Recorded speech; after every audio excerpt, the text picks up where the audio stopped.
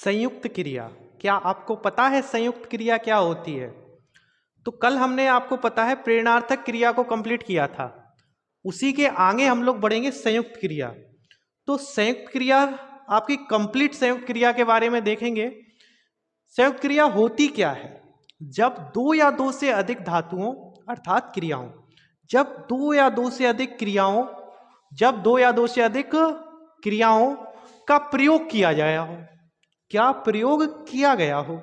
जब दो या दो से अधिक क्रियाओं का प्रयोग किया गया हो, वहां क्रिया के इस रूप को संयुक्त क्रिया कहते हैं। वहां क्रिया के इस रूप को संयुक्त क्रिया कहते हैं। जब मतलब सीधा सीधा सा इसका तात्पर्य ये होता है, संयुक्त क्रिया, संयुक्त नाम में ही छुपा है संयुक्त। संयुक्त मतलब जुड़ा हुआ, अर्थात दो क्रियाओं का प्रयोग किया जाए साथ साथ, तो कौन सी क्रिया कहलाती है? संयुक्त क्रिया कहलाती है। ठीक है, जब दो क्रियाओं का प्रयोग साथ साथ किया जाता है तो वह क्या होती है? संयुक्त क्रिया होती है। जैसे अगर हम एग्जाम्पल देखें, वह खा चुका है, वह खा चुका है, वह क्या है? कर्ता। वह क्या है? कर्ता। वह क्या होता है? कर्ता। खा चुका है, खा चुका है, तो खाना क्या होती है? क्रिया होती है। यानी खा चुका है, चुकना, चुका भी क्या है? क्रिया है। और है भी क्या है तो बड़ी भी है, आपको पता है। तो ये भी क्रिया है और ये भी क्रिया है। कर्ता, क्रिया, क्रिया। देखो दो क्रियाएं दी हैं। जब वाक्य में लिखा है ना, दो या दो से अधिक धातुओं का प्रयोग किया जाता है, तो दो या दो से अधिक धातुएं, खा धातु का प्रयोग हो गया और चुक धातु का, चुका का भी हो गया। हो गया नहीं हो गया? तो हमने यही तो सीखा है कि जब दो या दो से अधिक धातुओं का प्रयोग किया जाता है तो कौन सी क्रिया होती है? तो हमारी संयुक्त क्रिया होती है। जैसे कर्ता, क्रिया, क्रिया। जैसे इसमें देखो, ध्रुव गीता पढ़ने लगा, तो अच्छा इसमें बताओ संयुक्त क्रिया क्या होगी? खा चुका। खा चुका है क्या होगी? खा चुका क्या होगी? आपकी संयुक्त क्रिया होती है। ठीक है, तो ध्रुव गीता पढ़ने लगा, तो ध्रुव गीता पढ़ने लगा, तो ध्रुव क्या हो गया? कर्ता, काम करने वाला। क्या पढ़ रहा है? गीता, तो ये कर्म हो गया। ठीक है, और पढ़ना और लगा, लगना, पढ़ना और लगना क्या होती? क्रिया होती। पढ़ना कौन सी क्रिया होती? सकर्मक क्रिया होती, आपको पता होगा। तो पढ़ने लगा, तो ये क्या हो गई? पढ़ना एक क्रिया हो गई, और लगा भी क्रिया। तो पढ़ना भी क्रिया है और लगा भी क्या है? क्रिया है। तो दो क्रियाएं। तो जब दो या दो से अधिक क्रिया, दो से अधिक क्रियाओं का प्रयोग किया जाता है तो कौन सी क्रिया कहलाती है? वो संयुक्त क्रिया कहलाती है।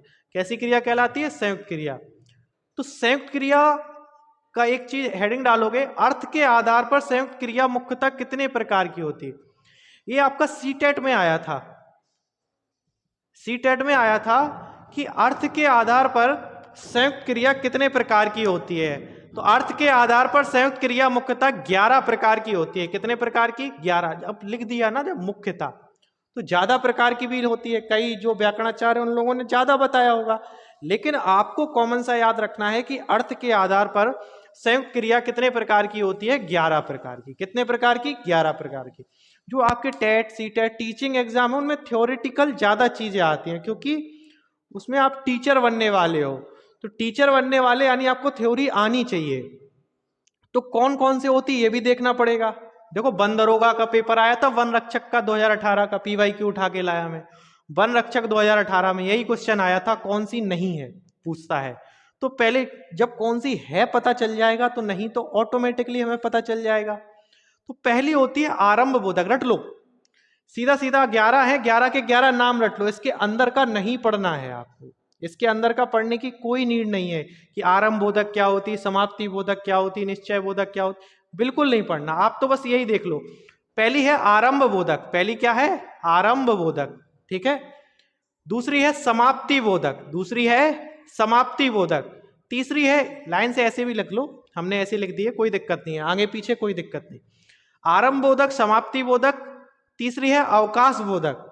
तीसरी कौन सी है? अवकाश। फिर से याद करो, आरंभ बोधक, दूसरी समाप्ति बोधक, तीसरी अवकाश बोधक। तीसरी कौन सी है?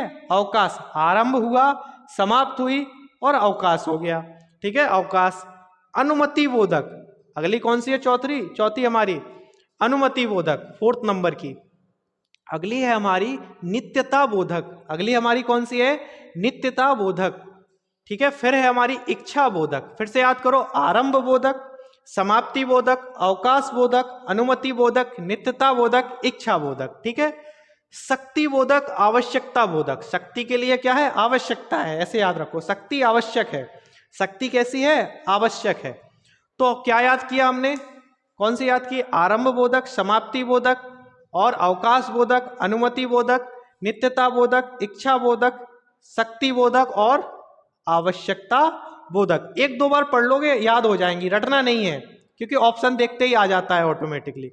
अगला है नौवां निश्चय बोधक। अगला कौन सा है? निश्चय। निश्चय कर लिया कि अभ्यास करेंगे हम, फिर उसका पुनरुक्ति यानी पुनरुक्ति करेंगे उसकी, ऐसे याद रख लो। हमने निश्चय कर लिया कि इन वीडियो का क्या करेंगे? अभ्यास करेंगे और पुनरुक्ति, यानी निश्चय बोधक, अभ्यास बोधक और पुनरुक्ति बोधक। ठीक है, ये तीन याद रखो, निश्चय, अभ्यास, पुनरुक्ति। निश्चय, अभ्यास और पुनरुक्ति। ठीक है, अगली हम पढ़ेंगे आपकी इसको रफ करके, या अगले वीडियो में पढ़ेंगे नाम धातु क्रिया और उसी के साथ नाम बोधक क्रिया। नाम धातु क्रिया और नाम बोधक क्रिया को बताएंगे, क्योंकि नाम धातु क्रिया से अभी जो स्टेनोग्राफर का एग्जाम हुआ अभी महीने भर पहले नवंबर में, तो उसमें आया था। ठीक है, तो इसीलिए आपको याद रखना। देखो, हमारी जो क्लासेस होती हैं वो मोस्टली PYQ बेस्ड होती हैं, करंट बिल्कुल जो चल रहा एग्जाम का पैटर्न चल रहा है। तो आप बने रहिए वीडियो में, लाइक शेयर सब्सक्राइब कीजिए, कमेंट कीजिए कि हमें पता तो चले वीडियो कहाँ तक पहुँच रहा है। कमेंट जरूर कीजिए अपना, और नाम लिखिए उसमें, कौन कहाँ से देख रहे हो, किस जगह से देख रहे हो।